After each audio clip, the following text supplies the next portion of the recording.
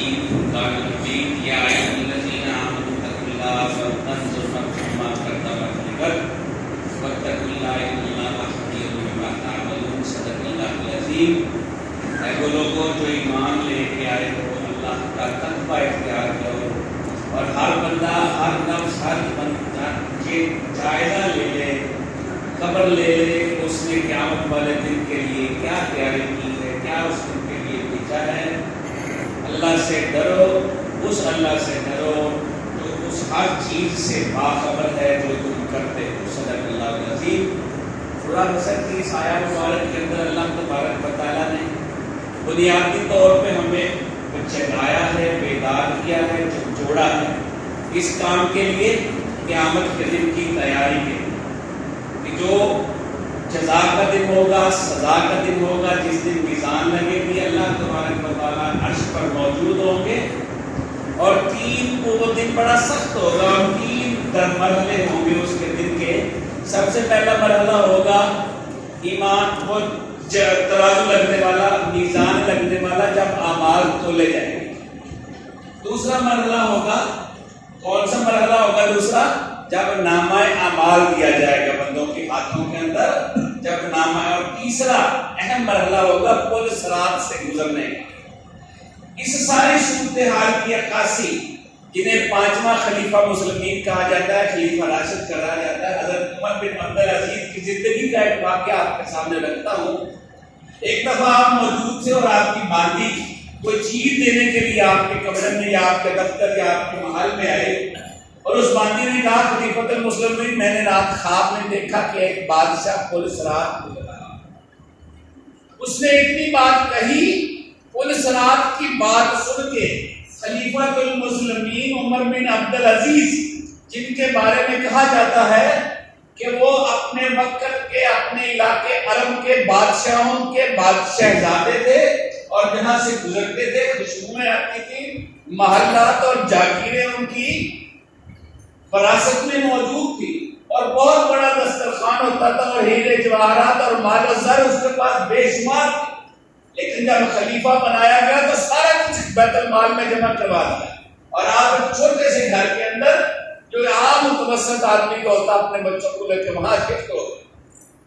اور دوسرا ان کی زندگی میں یہ واقعہ ہے کہ ایک دفعہ گھر تشریف لائے تو ان کے بیٹیوں نے منہ کے آگے پلو کر کے وہاں سے چھوڑ کے دوسرے کمرے میں چلی گئی۔ اپنی اہلیہ سے پوچھا کہ فلاں کی امی کو کیا ہوا، ان کا باپ ہونا یہ ایسے منہ چھپا کے کدھر نکل گئی؟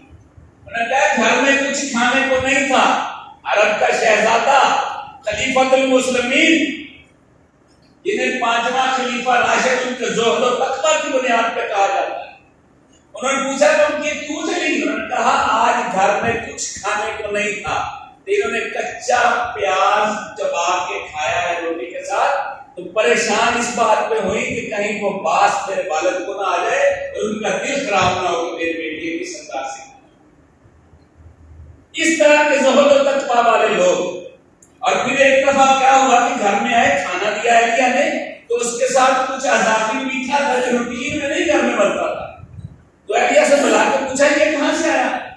اس نے کہا جو آپ مجھے روز گھر کا خرچہ دیتے ہیں اس میں سے کچھ پیسے بچتے رہے ہیں، وہ میں نے ہفتے بعد کا ایک دن کے کھانے میں وہ میں میٹھا تیار کر دوں۔ اسی وقت بیت المال کے انچارج کے پاس گئے کہ اتنے پیسے میرے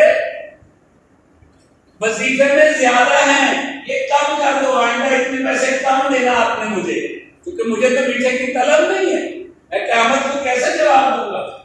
ان کو جب ان کی باندھی کہتی ہے کہ میں نے خواب دیکھا رات کو اس میں ایک بادشاہ پل صراط گزر رہا تھا، عمر بن عبدالعزیز نے پل صراط کی بات سنی تو بے ہوش ہو کے گر گئے۔ جب انہیں ہوش دلایا پانی پھینکا اور ہاتھ پاؤں جھسے گئے، ہوش میں آئے تو پوچھا اس بادشاہ کے ساتھ کیا ہوا؟ وہ کہتے ہیں وہ بادشاہ گر پڑا آگ کے اس کنویں کے اندر، جہنم کے اس کنویں کے اندر، وہ حساب نہیں دے سکا، اس نے تقوی اختیار نہیں کیا تھا، اس نے لوگوں کے ساتھ دھوکے کیے تھے، حق مارا تھا، غیبت کی تھی، بہتان کیا تھا، اللہ کی بندگی اختیار نہیں کی تھی، لوگوں کے ساتھ ظلم کرتا رہا، اقربا پروری کرتا رہا، اپنی مال و متاع کے لیے بادشاہ کو استعمال کرتا رہا، لوگوں گر گیا، اس جہنم کے گڑھے کے اندر جس سے اسے گزر کے پل صراط سے آگے جانا تھا، بادشاہ رو پڑے. پھر وہ کہتی ہے پھر میں نے دوسرا بادشاہ دیکھا، وہ گزر رہا تھا. پھر وہ تڑپ کے بے ہوش ہو جاتے ہیں کہ کہیں میرا نام نہ لے دے. پھر ہوش میں آتے ہیں، پوچھتے ہیں ماتی کیا ہوا؟ وہ بھی جہنم کے گڑھے کے اندر گر گیا. پھر پوچھتے ہیں ماں پھر کیا ہوا؟ اس نے کہا تیسرا بادشاہ ہے. اس نے کہا اس کے ساتھ کیا ہوا؟ کہ وہ بھی جہنم کے گڑھے میں گر گیا. پھر جب چوتھا، اس نے کہا چوتھا کے ساتھ کیا؟ ان کا چوتھے جو بادشاہ تھے وہ آپ تھے. جب آپ اس نے نام لیا تو زار و قطار گڑ گڑا کر رونے لگ پڑے ہیں، ہمت نہیں پڑ رہی، اسے روک رہے ہیں ہمیں بات مت آ رہی، کہیں مجھے بھی جہنم کی وعید تو نہیں آ گئی. اس نے کہا کہ آپ کو مبارک ہو، آپ نے پل صراط پار کر لیا. لوگوں اس دن کی تیاری کے لیے جس دن سے ڈرتے ہوئے حضرت عمر فاروق دن کا اٹھا کے کہا کرتے تھے یا اللہ کاش میں دن کا ہوتا مجھے حساب تو نہ ہوتا قیامت والے دن. اڑتی ہوئی چڑیا کو دیکھ کے کہا کرتے تھے کاش میں نے چڑیا ہوتی اس کے اندر قیامت والے دن حساب کو معاملہ تو نہ. ہم کتنی آسانی سے اپنی زندگی کو گزار رہے ہیں. والدین کو ڈیمیج کرتے ہیں، چھوٹوں کو ڈیمیج کرتے ہیں، معاملات ڈیمیج کرتے ہیں، حق مارتے ہیں، جھوٹ بولتے ہیں، دھوکہ دیتے ہیں، بہتان لگا رہے ہیں، غیبت کر رہے ہیں، دھوکہ دے رہے ہیں، کام توڑ رہے ہیں، قسمیں جھوٹی اٹھا رہے ہیں، معاملات کے اندر ڈنڈی مار رہے ہیں، اور ہمیں احساس ہی نہیں کہ اس دن کے لیے نبی اکرم صلی اللہ علیہ وسلم نے اپنی بیٹی فاطمہ الزہرا رضی اللہ تعالیٰ عنہا سے کہہ دیا کہ اس دن کے حوالے سے میں تمہیں کوئی گارنٹی نہیں دیتا، اپنے اپنے عذاب، اپنے اپنے اعمال. تو میرے دوستو، محترم بزرگوں، ماہ رمضان ہمارے اوپر سایہ فکن ہے.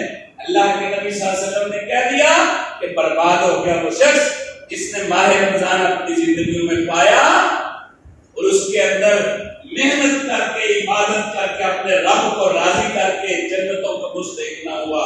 آئیے اس قیامت والے دن کی تیاری کے لیے، اس کل کی تیاری کے لیے یکسو ہو جائیں. اللہ تعالیٰ